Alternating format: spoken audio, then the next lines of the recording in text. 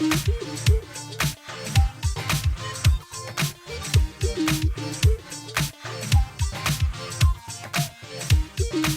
watching Twin Tier Sunday with Jennifer Sheahen.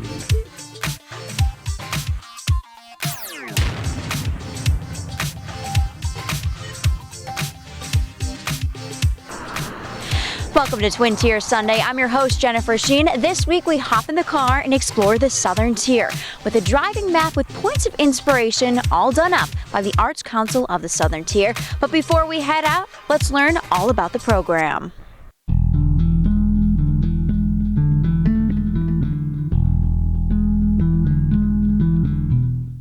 This week, we're going on another adventure. That's right. You guys know how much I love history and getting out in the community. And we are here at the Arts Council of the Southern Tier.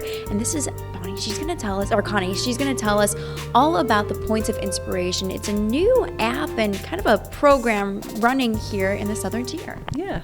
Hi. So the Points of Inspiration driving trail was the brainchild of 22 different organizations that came together 2 years ago. And what we wanted to do was develop a cultural heritage region in our three counties, Chemung, Schuyler, and Steuben. And we wanted to, we feel like these counties have like an organic chemistry of our history and all our cultural offerings, and that there's a real unity there. So we wanted to highlight that somehow. So we spent a day together at a workshop with a consultant, and at the end of that day came up with this idea of these driving tours. Then there was a group of 5 organizations that came together to work to make it happen, and they were the Chemung County Chamber of Commerce, the Chemung County Historical Society, the Steuben County Conference and Visitors Bureau, the Arts Council of the Southern Finger Lakes, and Watkins Glen Area Chamber of Commerce. And we worked on this for a year, just all of the things that we could think of to make this a reality. Came up with 2 driving trails, one that features architecturally significant sites, and one that features scenic landscapes. We hired a woman named Casey Winston to make it all happen, and put in a lot of hard, sweat and tears into this project. But these driving trails span all 3 counties. They really highlight our gifts and our assets. And we hope that people go out on the road and check out what we have to offer. Definitely. We're going to go check out a few of those sites in just a moment. But is it something, do you think, that people from the Southern Tier are going to enjoy? Is it something that a tourist coming into our area from Illinois or Florida might like a little bit more? Oh, I think it's for both, definitely. Okay, so the tourists for sure, because it should give them a real feel for who we really are. We didn't want this to be all icing on the cake. We really wanted to dig in and for people to be able to get to know us. So there's that, and I'm really excited about the idea of tourists coming in and the good things that could do for our economy as well. People buying meals and gasoline and staying the night and that kind of stuff. But it's also for us, because we really believe that it's important for a community to have a pride in themselves, pride of place, and we are very unique. And I don't think we always appreciate that. And so it's good to be reminded and take a drive. And there are surely some jewels on this driving trail that people are less aware of. There's a place called the Sugar Hill Fire Tower on the edge of Steuben County, and it's gorgeous. And it's not the first thing that people talk about. So sure, we know some of our most beautiful places, and they're on the trail, and they should be, but there's also these little gems, so it's worth checking out. I agree with you completely on that, because if you're from this area, I can't tell you the countless people that I talk to in our community that don't realize, there's a site like Newfield, go up to Newtown Battlefield and what happens up there and the sites that you can see up there. And then there is also a place in Montour Falls. Can you explain that as well? That's pretty interesting. Okay, so in Montour Falls, we have as a site the Glorious Tea. And similarly in Corning, we have as a site the Gafford District. And what it is that these are architectural sites that are so rich, there's so much going on, then rather than trying to pick 1 or 2 places on it to have on the trail, we've decided to put the whole district, that whole neighborhood on the trail. And the same thing in Horseheads, Hanover Square is part of the trail as well. So there's just so much that you can do, go and see various architecture. I was thinking for the Gaffer District, because I work here, of just going up with my camera and taking pictures of some of those like gargoyles or ornamental things on the architecture and putting them on Facebook and saying, can you tell me where this is? Because they are part of what makes this place beautiful, but a lot of times we don't take a moment to really look. And I think that's the same thing with the Glorious Tea. If you go out there and you take a look around, you might be surprised. I completely agree. And Points of Inspiration is free. You download you go on their website, or there's an app as well. Tell me about this app, because I've just started exploring it, and I believe you guys are adding even more to it in the spring. That's correct, yeah. So in the spring, what we hope to do is a geocache. So some of you out there might be geocachers, and that's a lot of fun. People actually go to a site, find the geocache, take a token out, and leave something behind. And yeah, so it's fun. It's like a little treasure hunt type of thing. So we're going to do that in the spring. But the cell phone tour has information about each of the sites, and you can just use that app to get a little bit of history, get a little bit of, in the case of the scenic landscapes, some geological information and whatnot, and then it'll help you identify also places around to eat. You can use that as a whole packet you need a place to get lunch before you go to your next place. That's you're gonna be able to do that. So yeah, it's a great, and of course we also have the paper brochure. Because people like me, I prefer paper, and it's got a map in there, and that helps me out. It's very easy to do, and we're about to hop in the car. Our first spot is going to be the Woodlawn Cemetery in Elmira. Some of you might get creeped out by cemeteries, but my family in Europe, we used to go to the cemetery every week, because the historical significance of who is buried at Woodlawn Cemetery, you will not believe. So you're going to want to make sure you stay tuned. We'll see you in just a few moments. Thank you so much, Connie. Thanks, Jen.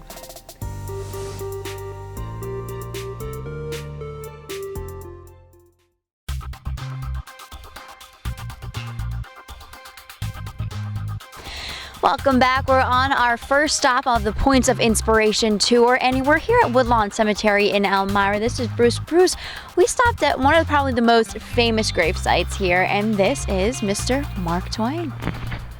This is actually one of the most famous grave sites in the world. It continually shows up on lists of the top 10 most visited grave sites, so it's certainly people from all around the world make a pilgrimage, come here and pay their respects to Mark Twain. Definitely. And this was actually made headline news around the country this past year when the plaque, which is now back in its original place, was stolen. And tell me a little bit about that ordeal and what happened in Elmira. It was something that really everybody was quite surprised, of course, when it went missing. And when the word got out, different organizations really stepped forward and said, hey, we're gonna, if we can't find it, if it can't be found, we're gonna replace it. And it just shows the sort of excitement that this town still has for Mark Twain. Of course, the police were able to recover it, and it's now back up in place.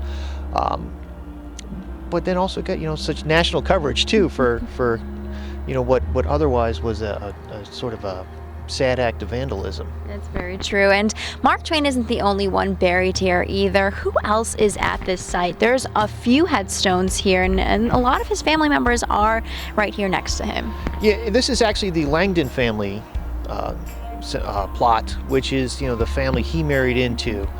And so he's buried here with his wife and his in-laws and several of his children. And in fact, most recently, Irene Langdon just passed away in this past year, and she's buried here as well. Oh my goodness, absolutely incredible. And if you come and visit the site, there's oftentimes little tokens left for Mr. Mark Twain. Right now, you can kind of see a cigar lying on his grave, but what are other things that people come and lay down for him? We have, at the Chemung Valley History Museum, we put up an exhibit in the summertime on the different things that have been left behind, and it has included, of course, cigars, but also, he was a well-known frequenter of the bars and such, so we'll find shot glasses or empty bottles of alcohol, pennies, lipstick. Somebody left a baseball cap from their college. So sort of, however, we always interpret it as however Mark Twain has touched the person who was leaving the gift. That's kind of, obviously it means something to the person who was leaving the gift, and that's how we sort of interpreted at the museum as well. Definitely. And Mark Twain isn't the only important person buried here at Woodlawn Cemetery. But why is it that you guys chose to put this on the Points of Inspiration kind of trail marker? Well, it was really about the entire cemetery, not just Mark Twain. Of course, Mark Twain is the biggest name here, but Hal Roach, the Hollywood film producer who is Elmira native, John Jones, the Underground Railroad conductor, Ernie Davis, the great football hero, and John Hendy, who was the first European to settle in Elmira. All these folks are buried here. It is also just an amazing space. This whole cemetery was laid out and designed not just as a cemetery, but as a beautiful place. And as you look around, we're here today as the leaves are starting to change, but it's a place that's meant to become and used as much as a park as a cemetery, and that's from its original design back in the 1850s. Yeah, it is absolutely incredible, and I've walked through a few times and looked at some of the graves, then you can just, when you see the historical significance and how old they are, because there's not a lot of cemeteries like this in the United States. I mean, from what I've seen, and they're more so in Europe and that tradition of having the large headstones and things like that. So it's a different feeling when you come here and find out the history behind this place as well.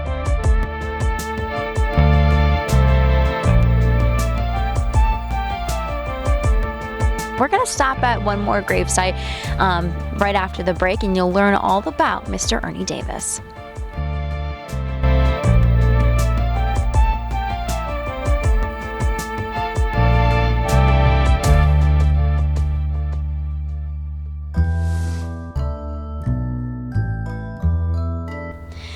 Welcome back. Bruce, where are we now? So we've come to a different part of the cemetery here, and now we're next to the grave of Ernie Davis, the great running back, Elmira native, and the first African-American to win the Heisman Trophy.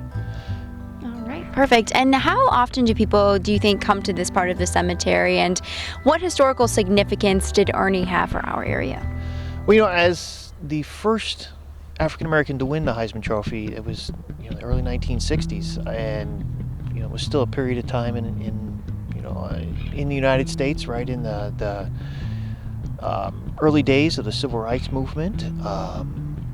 Martin Luther King was just coming to prominence, so there was a lot of things happening, and Ernie Davis was right in the middle of that. And for me, I mean, I still meet people today who knew Ernie Davis, who had gone to high school with him, and even though he passed away 50 years ago, sadly as a young man from cancer, he left a lasting legacy that people still tell me stories today, and just how wonderful a person he was, and how an amazing individual he was, just not as a talented athlete, but also just as a really just great person that everybody seemed to like. I agree with you, and I think his legacy really still lives on. Recently, the Elmira City School District naming their high school football team, the Express, and it's an amazing thing that we find right here in our own backyard. And you know what? It is kind of, when you come here, it's not just about coming and looking at the different gravestones, but also learning about the history. And the Points of Inspiration app, I think, honestly, will be able to help with that, because how does that work when somebody comes here? What will they be able to gain from the app other than just finding the location? The app will also give them some of the history and some of the information we've been talking about today. So it's not just, okay, you're standing in a place. It's, here's why we wanted to get you here. And it also doesn't cover everything. There's some other fun things to learn, and we hope that the Points of Inspiration trail, as you follow the trail and travel around, is also leading you to, okay, Woodlawn is on the trail, but what's that place just down the street that's not on the map? But stop in and see what's going on. Definitely. And what are some of the other points of inspiration in Chemung County that the Historical Society decided to add to the list? So the Chemung Valley History Museum, of course, is on. I have to, talk about my own place. But the Arnett Art Museum, the Elmira City Hall are all listed as architectural interests. There's stops along the Chemung River. Up on Harris Hill, there's the beautiful overlook in Tanglewood Nature Center. Hanover Square and Horseheads is a fun, interesting place. Yes, tell me about Hanover. We were all wondering about this. Hanover Square and Horseheads. How is that a historical point of inspiration. We were all trying to figure this out, and we're all new in the newsroom to the area, so we were trying to battle it out and see why it was important to our local history. Well, it's one of the things we wanted to do was get people to move around and go see other things. So Hanover Square has been the center of Horseheads since the town was founded. And it's, there's some beautiful old buildings there, but there's also some fun new shops and restaurants. And that's also part of it, that it wasn't just a static, look at something old or look at something pretty. It's that all these things are alive and happening today, and experience them and enjoy them. And it's all mixed together, all part of life. So wonderful. All right, thank you so much, Bruce, for taking me around, showing me some different sites here in Chemung County. Next, we're headed to an old winery, so make sure you stay tuned and find out why it is the oldest and what they make now.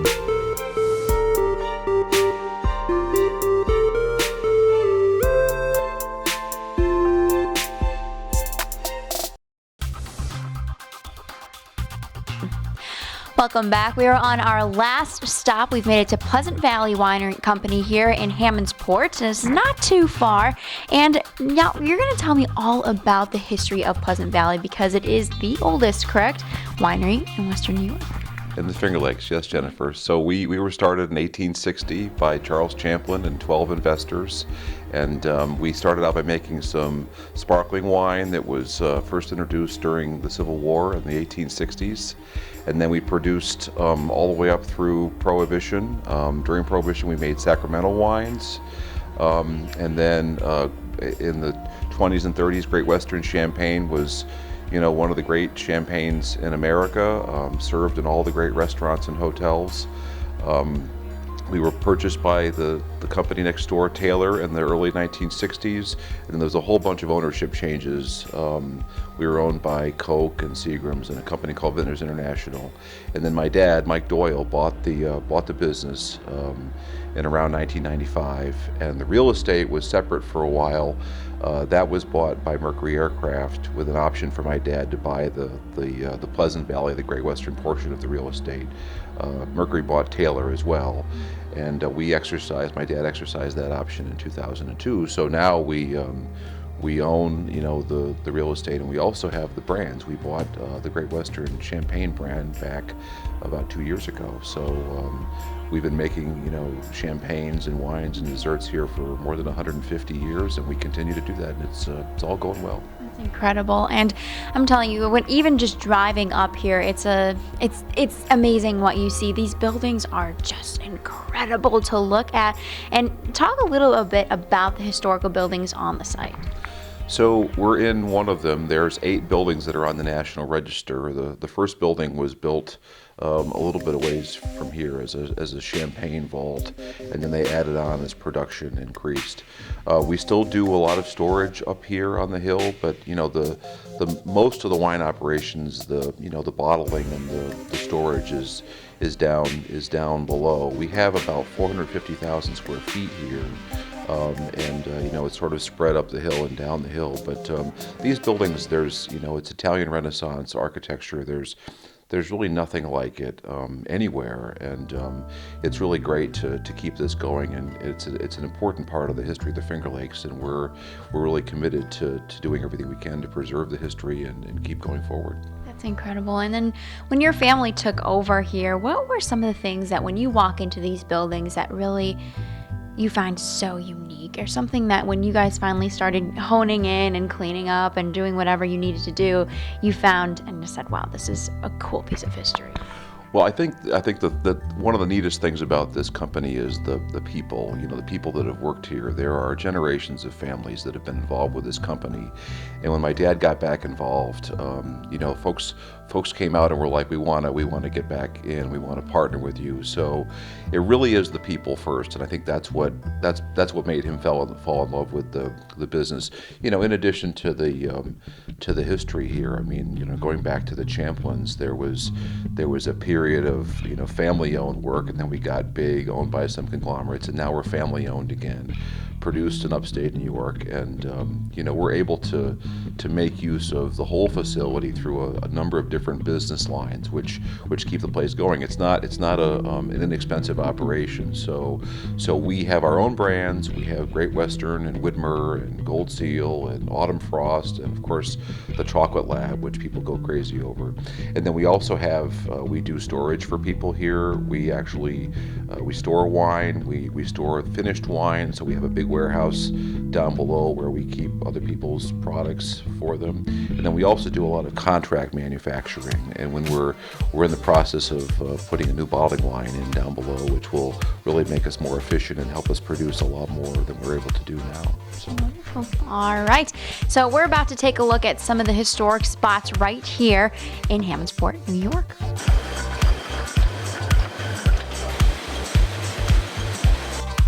Well, this is one of the oldest, this may be the oldest room in the winery. It goes back to about the early 1860s, and it's one of the original champagne vaults.